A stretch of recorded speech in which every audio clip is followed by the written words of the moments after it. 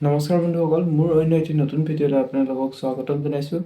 আজিৰ ভিডিঅ'টোত মই আপোনালোকক ক'ম যে বাইকৰ চকাৰ ৰানিং ইন আৰু ব্ৰেকিং ইন পিৰিয়ডৰ কথা। যেতিয়া আমি বাইকৰ নতুন টায়াৰ লগাবলৈ যাওঁ, তেতিয়া বহুতৰ মুখত এইটো শুনিবলৈ পাওঁ যে টায়াৰটো নতুন হৈ থকাৰ পিছত টায়াৰটো ছেটেল হ'বলৈ অলপমান সময় লাগে। আৰু যেতিয়া টায়াৰটো নতুনকৈ লগোৱা হয়, তেতিয়া লাহে লাহে চলাব লাগে গাড়ীখন। বহুত সোনকালে এক্সিলাৰেট কৰিব নালাগে আৰু ব্ৰেকিঙো লাহে লাহে কৰিব লাগে। এই কথাবোৰ আচলতে সঁচা হয় নে নহয়, আৰু বাইকৰ চকাত সঁচাকৈ ব্ৰেকিং ইন আৰু ৰানিং ইন পিৰিয়ড থাকে নে নাথাকে তাৰ বিষয়ে এই ভিডিঅ'টোত মই আপোনালোকক ভালদৰে ক'ম। তেন্তে বলক ভিডিঅ'টো আৰম্ভ কৰোঁ। চবতকৈ প্ৰথম কথাটো হৈছে যে টায়াৰ আমি কিমান বেছি বছৰ পুৰণা ল'ব লাগে। চাওক, টায়াৰৰ নিজৰ এটা লাইফ থাকে, যিটো হৈছে 5ৰ পৰা 6 বছৰ। আৰু এই 5ৰ পৰা 6 বছৰ পুৰণা হোৱাৰ পিছত টায়াৰৰ ৰবৰটো বেয়া হ'বলৈ আৰম্ভ কৰে। যদি আপুনি 5ৰ পৰা 6 বছৰৰ ভিতৰত এটা টায়াৰ সলনি কৰিবলগীয়া নহয়, তেনেহ'লে আপুনি দোকানত যিমান নতুন টায়াৰ বিচাৰি পায় বা যিমান নতুন মেনুফেকচাৰিঙৰ টায়াৰ বিচাৰি পায়, সেইটো আপুনি লগাব। কাৰণ টায়াৰৰ মেনুফেকচাৰৰবোৰে বা টায়াৰৰ দোকানত কেনেধৰণে কিমান টেম্পাৰেচাৰত থৈ দিয়ে সেইটো আমি গম নাপাওঁ।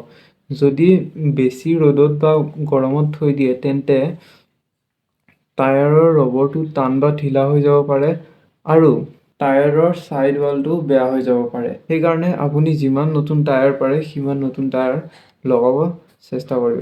এতিয়া আহোঁ টায়াৰৰ ব্ৰেকিং ইন আৰু ৰানিং ইন পিৰিয়ডৰ পিনে। টায়াৰবোৰ বনোৱাৰ যিটো প্ৰচেছ থাকে সেইটো বহুত দীঘলীয়া হয়। এই প্ৰচেছটোৰ শেষত ৰবৰটো 150 ডিগ্ৰী মানৰ গৰম কৰা হয় আৰু তাৰপিছত ৰবৰটো শ্বেপত আহিবৰ কাৰণে এনেকুৱা পাত্ৰত ঢালি দিয়া হয়। এই প্ৰচেছটোক ভলকেৰিজম বা কোৰিং অফ ৰাবাৰ্ছ বুলি কোৱা হয়। যেতিয়া ৰবৰখিনি শ্বেপত আহিবৰ কাৰণে পাত্ৰটোত ঢালি দিয়া হয়, তাৰ আগতে পাত্ৰটোত অলপমান লুব্ৰিকেট কৰি লোৱা হয়, যাতে ৰবৰটো উলিয়াই অনাৰ সময়ত ৰবৰটো পাত্ৰত লাগি নধৰে আৰু টায়াৰটো ভালদৰে ওলাই আহে আৰু টায়াৰটোৰ একো ডেমেজ নহয়।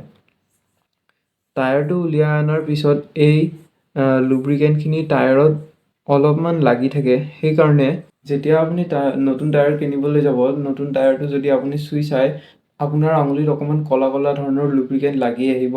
এই লুব্ৰিকেণ্টখিনিৰ কাৰণে টায়াৰটোৰ ৰানিং ইন পিৰিয়ড আৰু ব্ৰেকিং ইন পিৰিয়ডৰ কথা কোৱা হয়।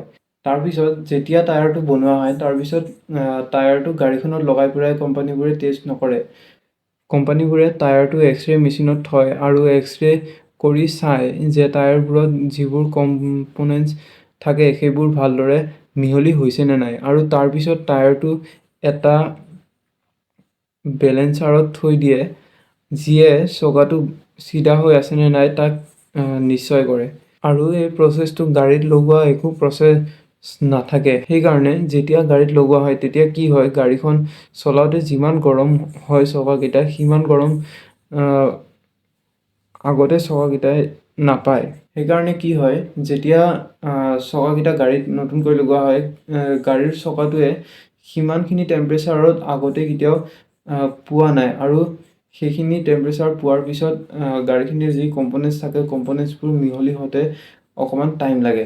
সেইকাৰণে যেতিয়া গাড়ীত লগোৱা হয়, তেতিয়া কি হয়, গাড়ীখন চলোতে যিমান গৰম হয় চকাকেইটা, তাৰ আগতে প্ৰডাকশ্যনৰ সময়ত চকাকেইটা সিমান গৰমত নাথাকে। তো কি হয়, যেতিয়া গাড়ীত লগোৱা হয়, তেতিয়া চকাটোৰ কম্পনেণ্টছবোৰ ভালদৰে গৰম হয় আৰু তাৰপিছত সেইখিনি ভালদৰে ছেটেল হয় আৰু যেতিয়া নতুনে নতুনে চকাটো চলে, তেতিয়া চকাটোৰ পৰা লুব্ৰিকেটখিনি ওলাবলৈ আৰম্ভ হয়। আৰু এই লুব্ৰিকেণ্টখিনি ওলোৱাৰ কাৰণে ৰানিং ইন পিৰিয়ড আৰু ব্ৰেকিং ইন পিৰিয়ডটো গুৰুত্বপূৰ্ণ বুলি কোৱা হয়। সেইকাৰণে কেতিয়াবা এনেকুৱা হ'ব পাৰে যে গাড়ীখন লগোৱাৰ পিছত স্পীডত চলোৱাৰ ফলত চকাকেইটা ৰাস্তাত স্কিড কৰিব পাৰে বা পিছলিব পাৰে। আৰু সেইকাৰণে যেতিয়া নতুনে নতুনে একদম গাড়ীত চকাটো লগোৱা হয়, সেই সময়ত গাড়ীখন লাহে লাহে চলাব কয়, যাৰ কাৰণে গাড়ীখন পিছলাটো ৰোধ হয় বা পিছলাৰ সম্ভাৱনা কমি যায়। এই ৰানিং ইন পিৰিয়ডটো 500 মাইলছ বুলি কোৱা হয়, যিটো কিলোমিটাৰলৈ কনভাৰ্ট কৰিলে 800 কিলোমিটাৰ হয়। কিন্তু 800 কিলোমিটাৰ নচলালেও কমেও আমি 200-300 মান কিলোমিটাৰ ৰানিং পিৰিয়ডত দিব লাগে। মানে 200-300 মান কিলোমিটাৰ আমি লাহে লাহে চলাব লাগে, যাতে তাৰ ভিতৰৰ কম্পনেণ্টছ যিবোৰ থাকে কম্পনেণ্টছবোৰ ভালদৰে ছেটেল হৈ যাব পাৰে আৰু ৰাস্তাত আমাক ভাল গ্ৰিপ প্ৰভাইড কৰিব পাৰে। ইয়াৰ লগত মই আৰু এটা এড কৰিব বিচাৰোঁ যে যেতিয়া আপুনি নতুন টায়াৰ লগায় তেতিয়া টায়াৰৰ ৰোটেশ্যন অৰ্থাৎ টায়াৰটো কোনপিনে ঘূৰে চাই ল'ব। চাব টায়াৰটোত এটা এনেকুৱা ৰোটেশ্যন মাৰ্ক থাকে যিটোৱে টায়াৰটো কোনপিনে ঘূৰে সেইটো বুজায়। যদি আপুনি টায়াৰটো ওলোটা লগায় তেনেহ'লে টায়াৰটোৱে পানী ভালদৰে গ্ৰিপ নল'ব আৰু পানীত চলোৱাৰ সময়ত আপুনি ভাল কণ্ট্ৰল নাপাব। সেইকাৰণে টায়াৰটো যেতিয়া লগায় তেতিয়া এইটো ভালদৰে চাব। আশা কৰোঁ আজিৰ ভিডিঅ'টোৰ পৰা আপোনালোকে নতুন টায়াৰৰ ব্ৰেকিং পিৰিয়ডৰ বিষয়ে কিছু কথা জানিব পাৰিছে। যদি ভিডিঅ'টো ভাল লাগিছে তেনেহ'লে ভিডিঅ'টোত লাইক, কমেণ্ট আৰু চেনেলটো ছাবস্ক্ৰাইব কৰিব নাপাহৰিব। আজিৰ বাবে ইমানেই, ধন্যবাদ।